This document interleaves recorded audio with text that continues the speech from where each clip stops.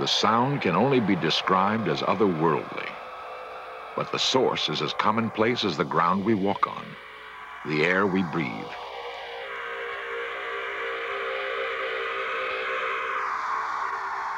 The sound comes from plants through sensitive electronic devices which translate fluctuations of energy. Some call it a voice. Whatever it is, it raises the astonishing possibility that plants can communicate.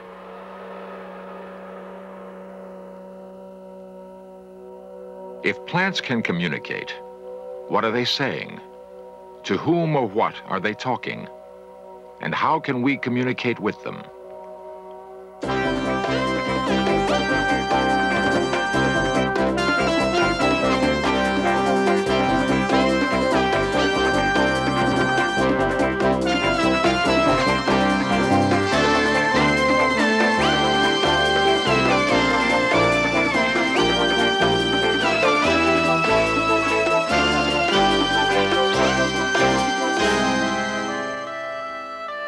A leaf is an amazing organism for utilizing the energy of the sun to produce life. Now we learn that a leaf may also have something remarkable to tell us, if only we listen. This series presents information based in part on theory and conjecture.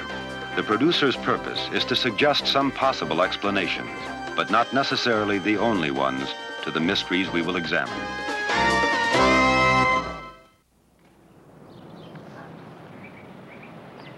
You'll see that plants can tell you different stories about themselves as you feel them. That's right, they do talk. You learn how to talk to them. Okay, everybody, let's have some fun now. You take your hand and just put it above the plant, and just do this slowly. Do plants feel? Children often have an easier time grasping a new concept. They tend to be less skeptical, more accepting of phenomena outside the normal range of human experience. It's an energy that the plant is sending back to you. As you have a heart. Marcel Vogel believes that plants do have feelings, feelings that man can share. But boom, boom, boom. Now plants have a heartbeat too. Plants give... Vogel is a research chemist in San Jose, California. He has devoted years to studying plant behavior with sophisticated machines and with what he calls his mind's inner eye. The green thumbs among us have always known there was more to growing things than the right alchemy of soil, water, and sunshine. They seem to have some special communion with plants, an ability to make them thrive. The so-called brown thumbs don't seem to be able to do that. Yet they sometimes laugh when the green thumbs talk lovingly to their plants. Now we have a startling new concept that these simple life forms have been listening, and are listening still. No room decor is considered complete these days unless it includes something green and living. It may just be a fad, or the urban dweller's minor rebellion at too much steel and concrete. Or the roots may be deeper, touching something forgotten in many of us. Whatever it is, plants are big business, and trained minds are beginning to pay attention to a mysterious new aspect of the green world around us. The Denver Botanical Garden provides a unique environment for plants.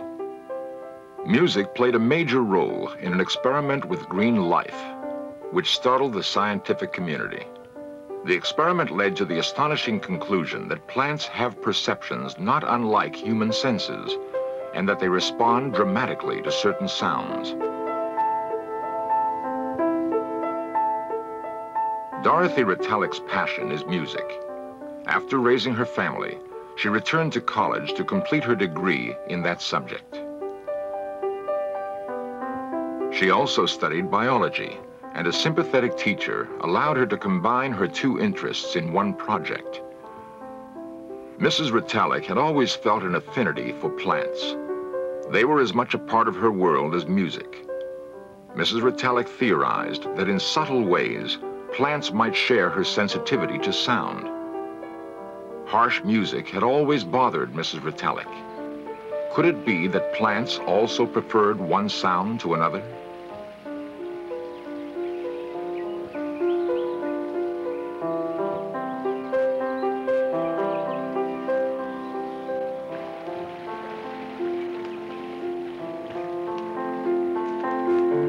The experiment she devised to test her question has been duplicated many times, almost always with the same remarkable results. I always used 75 plants in every experiment. There were some vegetable plants, some flowering plants. I used green beans, squash. For the filming, used our Colorado carnations, petunias, marigolds. I used a great many different kinds of plants, so it is not just by chance that these things are happening.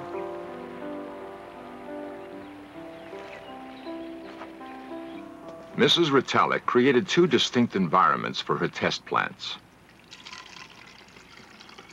Water levels were kept the same in both. Temperature and lighting were identical. Only one element was different. Semi-classical music was played into one, hard rock into the other. In the chamber with soft music, the plants leaned toward the speaker, seeming to draw strength from the melodious sounds.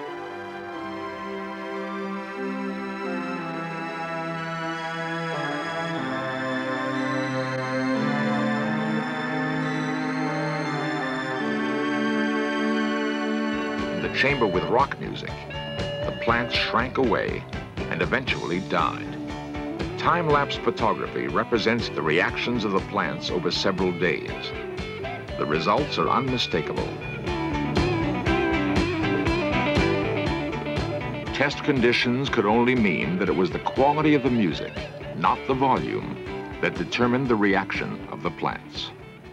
The plants, it seems to me, are trying to tell us something. If plants hear, how do they hear? Certainly there's nothing in the plant world like the human ear and mind, but perhaps there's something else. A way of hearing that doesn't involve receiving and interpreting sound waves. What we call a sound wave is merely one form of energy, but scientists know that energy takes many forms. Kendall Johnson is a specialist in Kirlian photography, a technique for making the invisible visible. Kirlian photography is the popular name for maybe what is better known as electrical photography. Think about putting a leaf on a piece of film, lay the film on the dresser, the table in your house, and sneak up on the little leaf and spark it. And when you develop the film in the normal way, what results is an image on the film that looks very much like the leaf.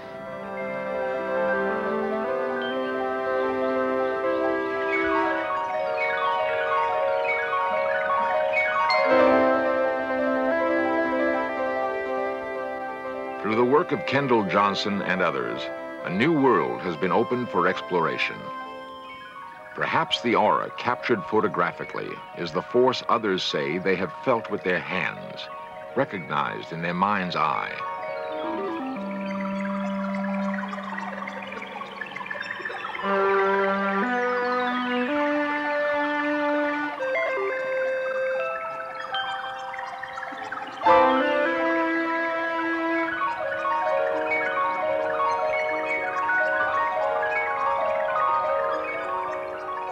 One fantastic experience we had was simply photographing the discharge that takes place in the atmosphere, in the air.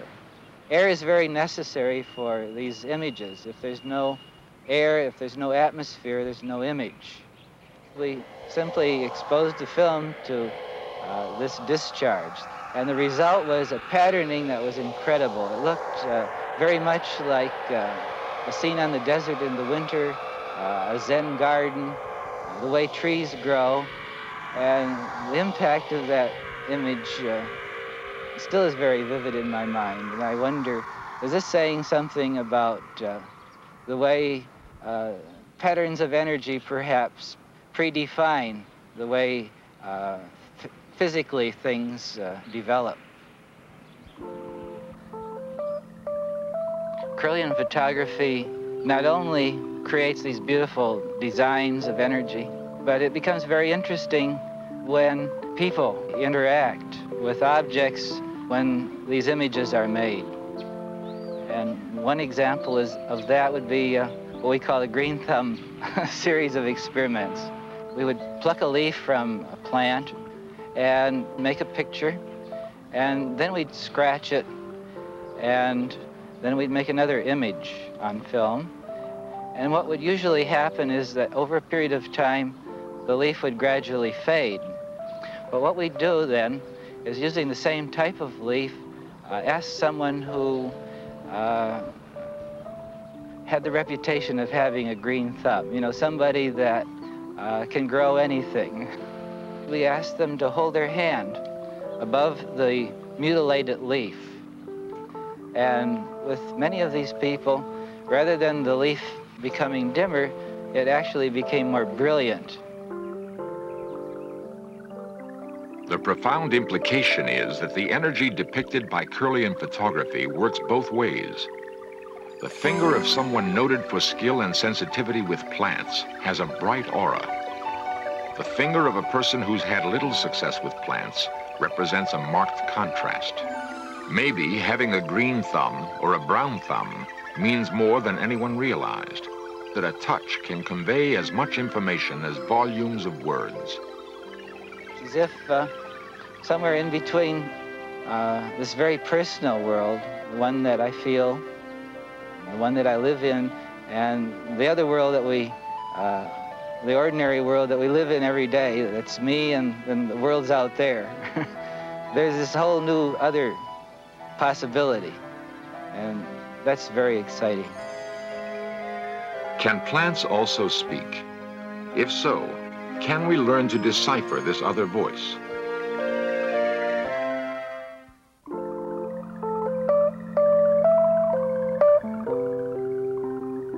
For the lover of things that grow, the ultimate would be to learn that plants have a language that can be learned.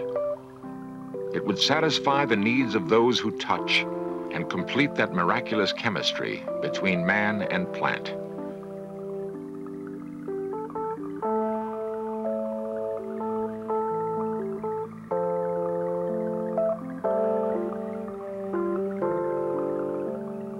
Aristotle and Plutarch thought that trees had perceptions, that they were capable of passion and reason. Modern thinkers believe they may not have been far off.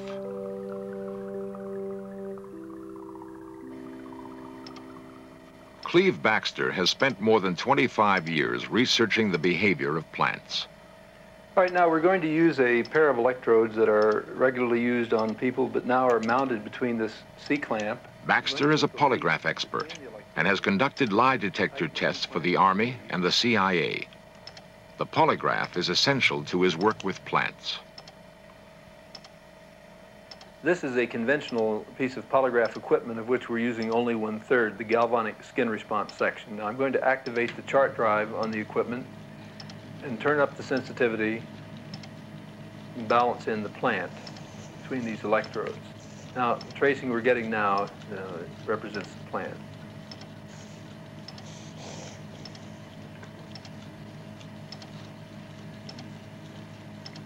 All right, now I'm going to take a scalpel and try to get underneath the skin level of my hand, see if the pain first of cutting causes any change in the plant.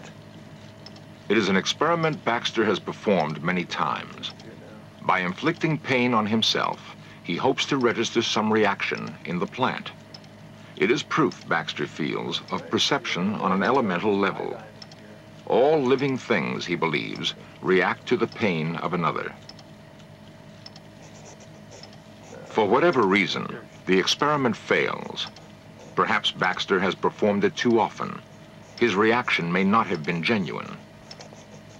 Baxter now tries the experiment with In Search of staff member Kay Hoffman.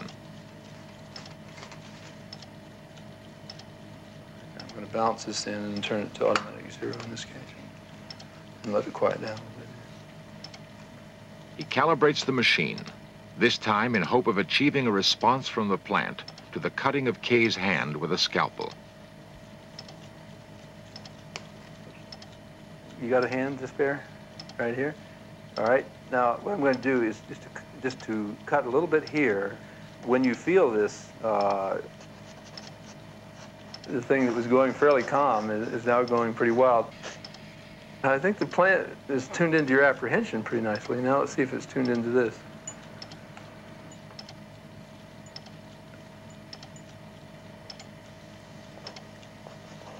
Now, I'm going to put some iodine in there.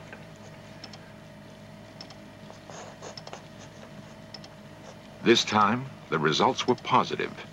The plant has reacted in some way.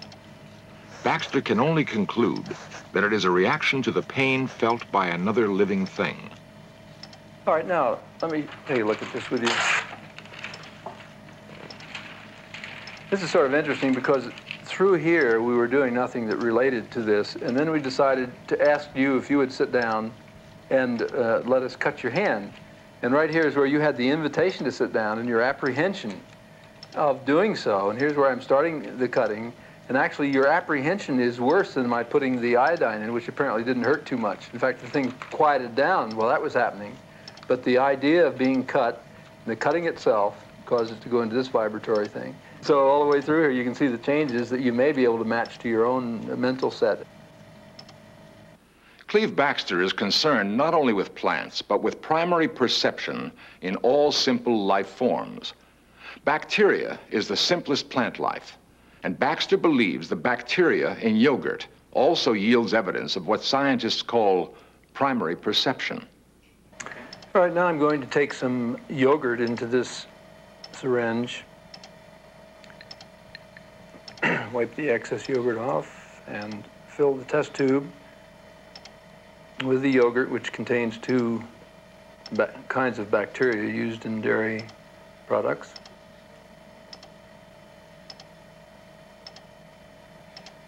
And I'm going to take the two silver wires that are being held and clamped into place by this little device, put the two silver wires down into the yogurt, and place them steady position with this little clamp. Baxter sees no difference between wiring the finger of a person to his lie detector machine and wiring a beaker of yogurt. The yogurt is alive too. Leads, little alligator clips.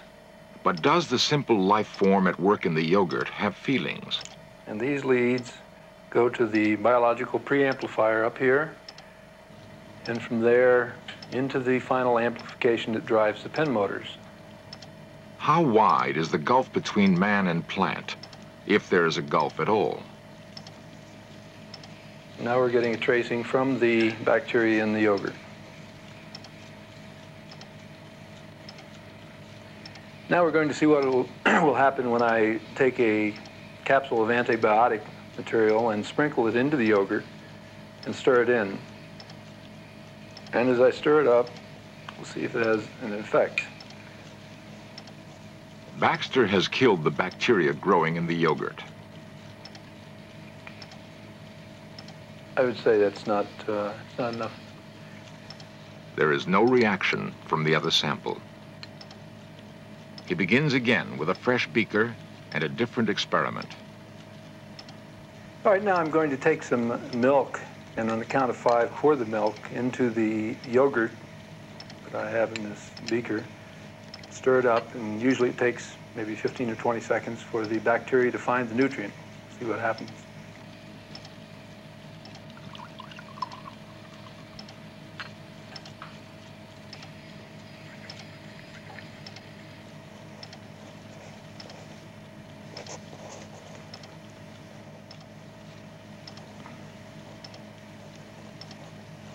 You have about a 15 or 20 second delay, and then this is the kind of activity you get here.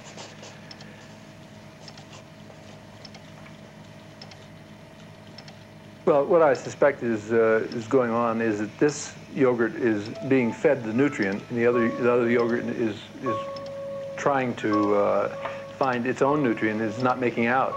In other words, it's not being fed anything, and yet it somehow is aware that the other yogurt is being fed. To Cleve Baxter, the inescapable conclusion is that even the simplest living things have feelings. If you've ever awakened in the night with the knowledge that something has happened to someone you love and found out you were right, you might have wondered who or what was the messenger. One intriguing idea presented by this trip through a world of other voices is the possibility that plants carried the message. Apparently, plants feel and hear and speak to each other. Can they talk to us? It's clear we have a lot more to learn by deciphering these other voices, by listening with the patience this green world has apparently lavished on us for so long. As the races of man speak in different languages, so do the varieties of plants manifest their voices in different ways. They seem to be able to hear and understand us.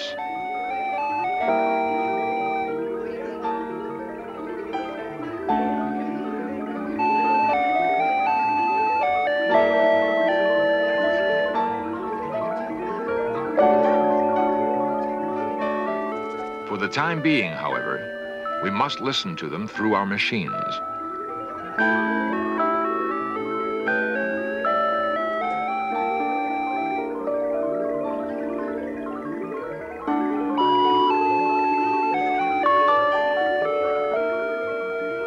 One day, those machines may be unnecessary.